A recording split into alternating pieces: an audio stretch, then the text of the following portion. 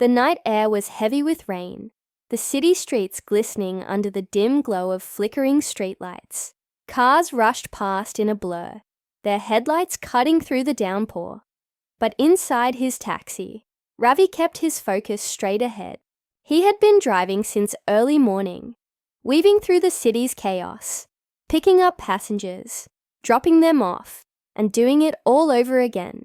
It wasn't glamorous work, but it was honest, and it kept food on the table for his family. Just as he was about to call it a night, ready to turn the car toward home, a woman staggered onto the curb, her face pale, one hand clutching her stomach.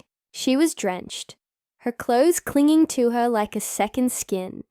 And when her desperate eyes met his, Ravi knew something was wrong. She tapped on the window, barely able to stand. "Please, hospital," she whispered, her voice trembling. Ravi glanced at the back seat, then at the time glowing on the dashboard. It was late. He was exhausted, and this part of town wasn't safe at night. But there was something about the way she swayed on her feet, the way her fingers clutched the door handle like it was her last hope, that made him unlock the door without another thought. She slid in, shivering, and muttered an address. Ravi recognized the name of the hospital.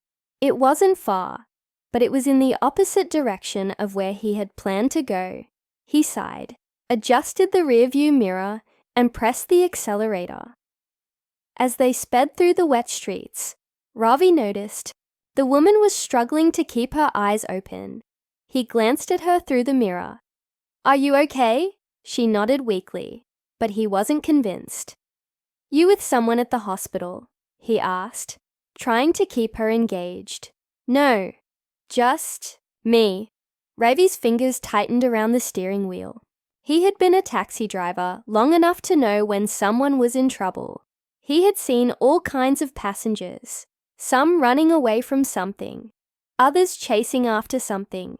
But this felt different. They reached the hospital entrance in record time, but as Ravi put the car in park and turned to tell her they had arrived, she was already searching her pockets, her face twisting in frustration.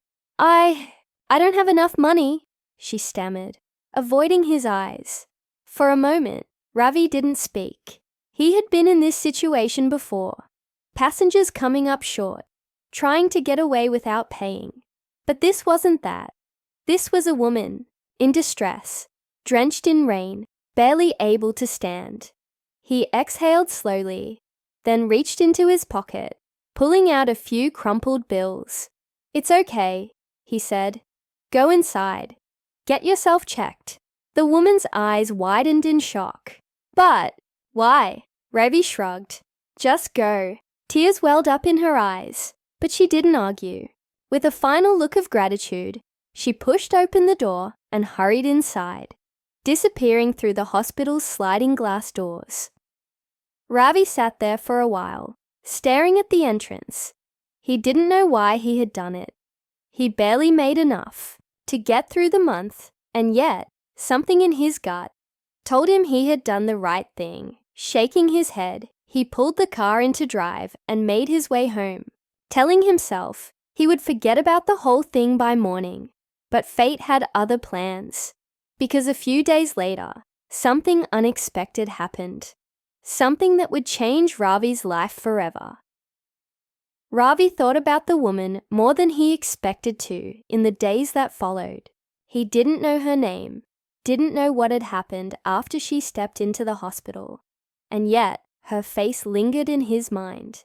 Maybe it was the way she had looked at him, surprised, almost disbelieving, as if kindness was something she hadn't known in a long time. Life went on as usual. Ravi woke up early, started his shifts, and spent long hours behind the wheel, navigating through traffic, listening to passengers' conversations, and watching the city unfold through his windshield. But that night, the one where he paid for a stranger's fare, stayed with him like an unfinished chapter in a book. Then, one evening, something unusual happened. Ravi was waiting at a traffic signal when a man knocked on his window. He looked well-dressed, different from the usual passengers who flagged him down on the streets. Ravi rolled down the window cautiously. "Are you Ravi, the taxi driver?" the man asked. Ravi frowned. "Yeah, who's asking?" The man smiled. "I've been looking for you. Someone wants to see you." Before Ravi could respond, the man handed him a small note with an address scribbled on it. "Please come," he said. "It's important." Ravi hesitated. He didn't like surprises. But something in the man's eyes told him this wasn't a prank or a scam. His gut told him to go. An hour later, Ravi found himself standing outside a large house, far bigger than any place he had ever stepped into. The gate opened before he could knock, and the same man from earlier greeted him with a nod. "Come inside," he said. Ravi followed him through a long hallway, his footsteps echoing against polished marble floors. His heart pounded. Who lived here? Why had they sent for him? Then, as he stepped into the main living area, he saw her.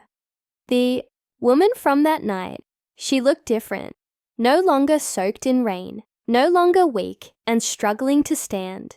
Her face had color now, and her eyes, which had once held desperation, were filled with something else. "Relief, you," Ravi breathed, unable to hide his shock. She smiled, but there was something emotional behind it, something unspoken. "I've been searching for you," she said softly. "For days."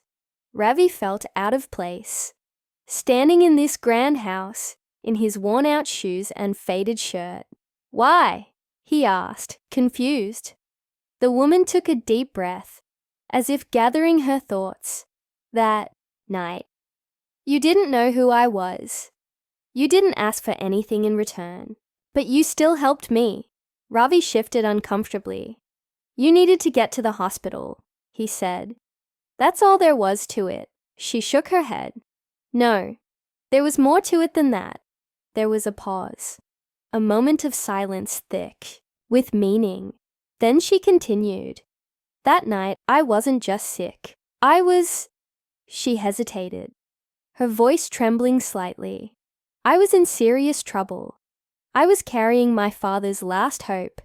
He's been battling an illness for months, and the treatment he needed. I had just secured it that night, but I collapsed on the way home.